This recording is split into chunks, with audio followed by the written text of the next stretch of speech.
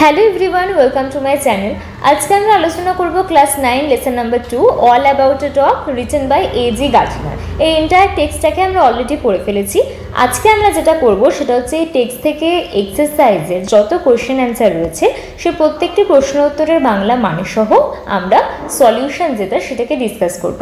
তো এর আগের ভিডিওটি তোমরা যদি না দেখে থাকো বা তোমাদের যদি টেক্সটটি না পড়া হয়ে থাকে অবশ্যই ভিডিওটি দেখে নিও এবং টেক্সটটিকে পড়ে নিও। এখন আমরা যেটা করব সেটা হচ্ছে প্রত্যেকটা এক্সারসাইজ ধরে ধরে আলোচনা করব। তাহলে চলো দেরি না করে শুরু করা যাক। প্রথম এক্সারসাইজ কি বলছে, tick the correct answer from the given alternatives. নিচে দেওয়া যে অপশনগুলো রয়েছে তার মধ্যে থেকে যেটা কারেক্ট ওয়ান সেটাকে বেছে লিখতে হবে। প্রথম প্রশ্ন, the younger woman carried a little, এই যে Pekingese dog, option number C. Next question, the younger woman was suffering from, younger woman যে সে কিসে সাফার করছিল? স্টমাক পেন মানে পেটে ব্যথা, ব্যাক পেন মানে পিছনে বা পিঠে ব্যথা, ফেভার জ্বর এবং কফ অর্থাৎ কাশি। তাহলে আমরা জানি D, option number D cough. The bell was pulled by the, বেলটিকে কে টেনেছিল? The bell was pulled by the, কার দ্বারা বেলটিকে টানা হয়েছিল? কন্ডাক্টর, ড্রাইভার, ইয়াঙ্গার ওম্যান না older woman? So the answer is conductor. Next question, the number of policeman to whom the woman expressed her anger was, সেই policeman যাদের প্রতি সেই ওম্যান তার নিজের রাগটিকে দেখিয়েছিল তাদের সংখ্যা কত ছিল? তারা সংখ্যাতে কতজন ছিলেন? 3, 4, 5 না 6? তাহলে এই ক্ষেত্রে উত্তর হবে 3, অপশন নাম্বার এ।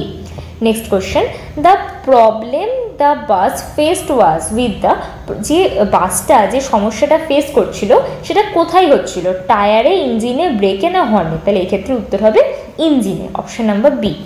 এক্সারসাইজ 2 কি বলছে, answer the following questions within 15 ওয়ার্ডস, 15টা শব্দের মধ্যে এই যে এক্সারসাইজের কোয়েশ্চেনগুলো সেগুলোকে লিখতে হবে। প্রথম প্রশ্ন, how many people got in to the bus with the younger woman? তাহলে এই ক্ষেত্রে উত্তর হবে, এখানে লিখছি, এখানে লিখি, two people, comma, a man and another woman got into the bus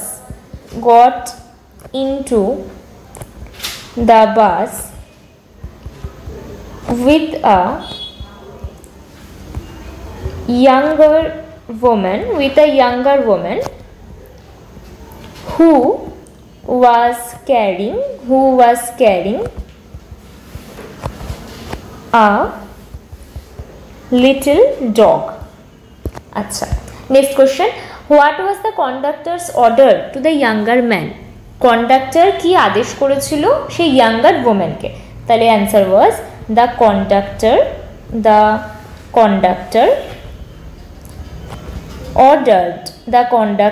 ordered the younger woman to take the dog out of the bus. আচ্ছা, next question, why did the conductor stand triumphant? কেন সে কন্ডাক্টরের মনে হয়েছিল সে জয়লাভ করেছে? Triumphant কথার অর্থ জয়ী, সে তার কেন জয়ী মনে হচ্ছিল নিজেকে? Because the conductor stood triumphant, the conductor stood triumphant because he had the law on his side. আচ্ছা, number 4, what is that rule which cannot be broken without danger to life and limb? The rule of the road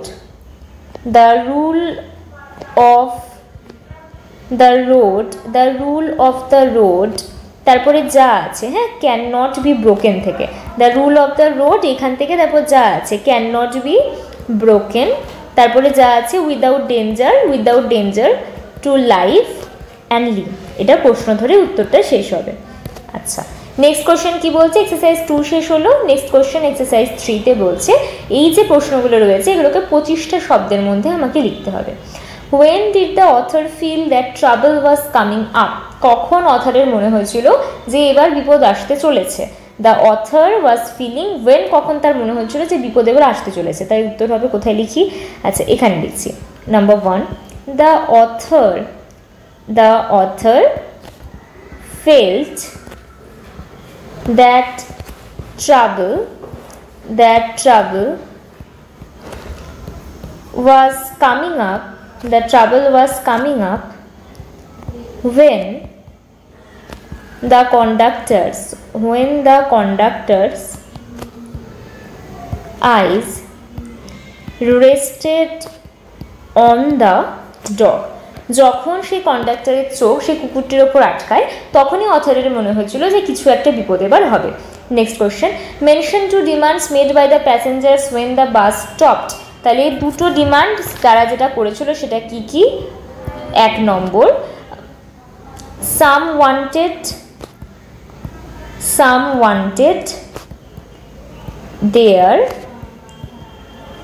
fares back. আচ্ছা, number 2, some suggested to call the police. So these are the 2 demands that were made by the passengers when the bus stopped. এইটা হচ্ছে দুটো demand. How are the rules of guidance to be observed? Rules of গাইডেন্সকে কিভাবে দেখা উচিত? কোথায় লিখবো? আচ্ছা জাস্ট 1 সেকেন্ড, এখানটায় লিখছি। রুলস অফ দ্য গাইডেন্সকে কিভাবে দেখা উচিত? The rules of guidance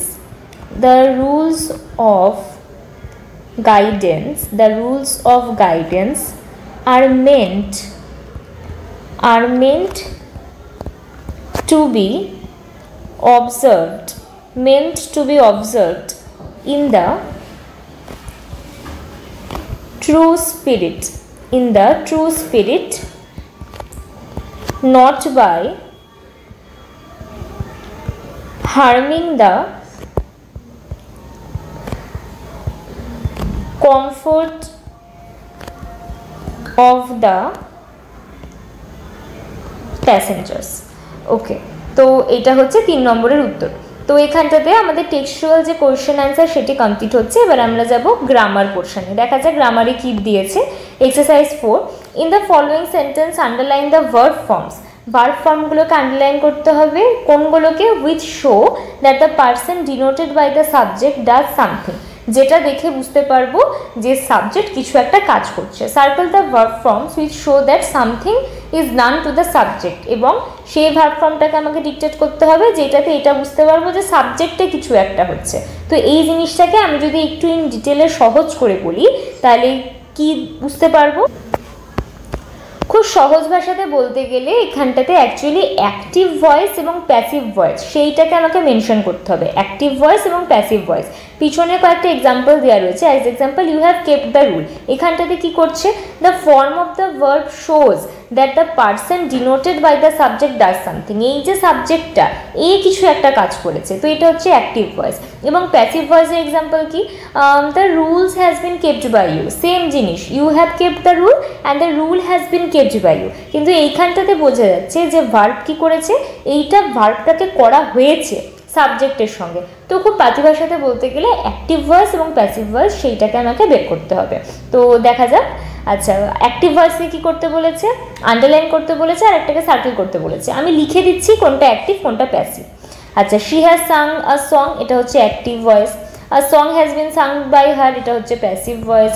he will draw a picture, active voice. A picture will be drawn by him, passive voice. Okay, next question, change the voice of the following sentence. Neela has bought a book, so the answer will be a book has been bought. A book has been bought by Neela. Next question, they will have seen the cricket match. They will have seen the cricket match. The cricket match will have been seen by them. Number C, Bhola had seen a tiger. Bhola had seen a tiger. এখানে লিখলাম a tiger had been seen by Bhola. আচ্ছা, number D, the nurse will attend to the patient. এখানটাতে লিখলাম উত্তর, the patient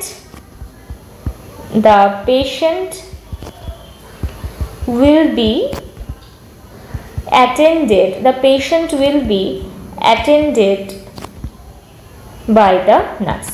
পরেরটাও কি বলছে, change the voice of the following sentence. প্রথমটা, do the sum, let the sum be done.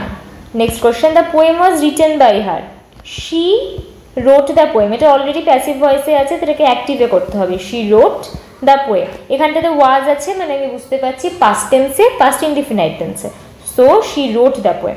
Next question, open the door, let the door be opened, let the door be open. দেখো, do the sum, open the door, এগুলো কোন ধরনের sentence? এগুলোকে আমরা বলি imperative sentence. এগুলোকে যদি আমরা দেখি তাহলে এগুলো হচ্ছে ইম্পারেটিভ সেন্টেন্স। ইম্পারেটিভ সেন্টেন্সে কি থাকে?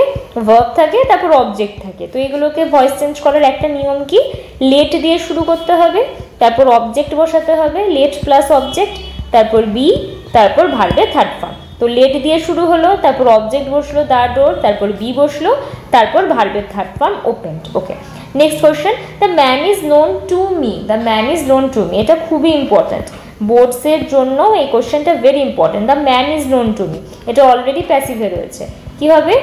I know the man, I know the man.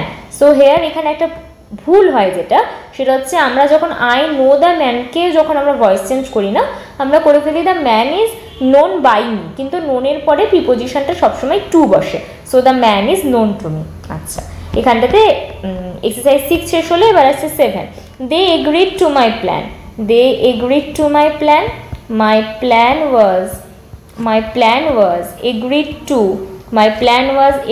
to by them। আচ্ছা, এখানটাতে অনেকের কি ভুল হয়, এই টুটার জন্য একটু কনফিউশনে পড়ে যায় যে এই টুটা আছে, তাহলে টুটাকে কি করব? কিচ্ছু করার দরকার নেই, জাস্ট তুমি ভেবে নাও যে প্রথমে টুটা নিই, তাহলে দে এগ্রিড মাই প্ল্যান, এটার উত্তর কি হতো? My plan was agreed by them. এবার যেই রকম জায়গাতে টুটা আছে, মানে ভার্বের ঠিক পরে, তো ঠিক সেই রকম জায়গাতে ভার্বের পরে টুটাকে বসিয়ে দাও, একই উত্তর হবে। Next question, my brother lost my favourite pen, my brother lost my favourite pen, so the answer will be my favorite pen, my favorite, sorry, just a second, my favorite pen was lost, my favorite pen was lost by my brother। okay, see কি বলছে? The man is writing a letter, present continuous টেন্সের voice change, কি হবে? Object আগে আসবে, তারপরে অ্যাম is are, তারপর present continuous tense বা past continuous tense, always being, voice change মানে সেখানে বিইং থাকবে। আর লেটার ইজ বিইং রিটেন, আর letter is being written by the man, আর letter is being written by the man. আচ্ছা, next question, Titli is looking for her watch, Titli is looking for her watch. Her watch is being looked for by Titli। এখানটাতে exercise 7 শেষ হচ্ছে। Last গ্রামারের task কি? Tick the correct alternative in the given sentence. আচ্ছা, it dash since morning, এখানটাতে কোন টেন্সের হবে? ইট হ্যাজ বিন রেনিং, কেন হবে? সিন্স মর্নিং, অর্থাৎ সকাল থেকে বৃষ্টি হচ্ছে। সকাল থেকে বৃষ্টি হচ্ছে মানে কি? এই যে বৃষ্টি হবার কাজটা, এটা সকালবেলাতে শুরু হয়েছে, জাস্ট এই মর্নিংয়ে শুরু হচ্ছে এবং এখনো পর্যন্ত সেটা হয়ে চলেছে। তো যেহেতু কোনো একটা কাজ যেটা কিছুক্ষণ আগে শুরু হয় এবং বর্তমানে এখনও সেটা হয়ে চলেছে, এই ধরনের ক্ষেত্রতে আমরা প্রেজেন্ট পারফেক্ট কন্টিনিউয়াস টেন্স বসাই। তো প্রেজেন্ট পারফেক্ট কন্টিনিউয়াস টেন্স কোনটা হচ্ছে? হ্যাজ বিন রেনিং, এইটা। পরের প্রশ্ন, last Sunday I dash to the zoo, আগের সপ্তাহে, আগের রবিবারে আমি জু বা চিড়িয়াখানাতে গেছিলাম। তো কোনটা হবে? আই ওয়েন্ট, কারণ পাস্ট টেন্সকে রেফার করছে। লাস্ট সানডে, আমি আগের রবিবারে গিয়েছিলাম, তো কোন টেন্সটা হবে? কোন টেন্স হবে? Past indefinite, so I went, কারণ গো এর যে সেকেন্ড ফর্ম সেটা হচ্ছে ওয়েন্ট। আচ্ছা, এছাড়া তোমাদের যদি টেন্সে কোনো অসুবিধা থেকে থাকে তো চ্যানেলে আমি অলরেডি একটি টেন্সের উপর ভিডিও আপলোড করেছি। 1 ঘন্টার মধ্যে টেন্স যারা একদম কিছু জানো না বা যারা একটু জানো এখনো পর্যন্ত কিছু ডাউটস থাকে যেগুলো ক্লিয়ার হয় না, তোমরা সেই ভিডিওটাকে প্রথম থেকে শেষ পর্যন্ত একটা খাতা পেন নিয়ে বসে লিখো। একবারে যদি দেখতে না পারো 1 ঘন্টার ভিডিও 3 দিনে ভাগ করে দেখতে পারো, 20 মিনিট করে, কিংবা প্রেজেন্ট টেন্স করে নিলা, পাস্ট করলা, তারপর ফিউচার করলা, যেভাবে ইচ্ছা তোমরা কভার করতে পারো। কিন্তু যদি তোমরা একবার করো আশা করি তোমাদের টেন্সের উপর আর কোনো ডাউট থাকবে না। ওকে, তো next question, I dash in class 10 next ইয়ার। আমি পরের বছর ক্লাস 10-এ যাব বা পরের বছর আমি ক্লাস 10-এ উঠবো, তাহলে এটা ফিউচার টেন্সকে ইন্ডিকেট করছে। তাহলে কি হবে? Will be. I will be in class 10 next year. Next question, Rina dash home just now. Rina has reached. Rina এই মাত্র বাড়িতে পৌঁছালো, সবে মাত্র কাজটা ফিনিশ হয়েছে, তার রেশ এখনো থেকে গেছে।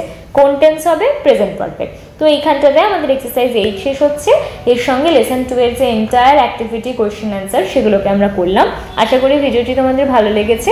যদি চ্যানেলে নতুন হয়ে থাকো আর যদি সাবস্ক্রাইব না করে থাকো অবশ্যই চ্যানেলটিকে সাবস্ক্রাইব করো, বন্ধুদের সঙ্গে শেয়ার করো। দেখা হচ্ছে আবার পরের ভিডিওতে। Thank you for watching.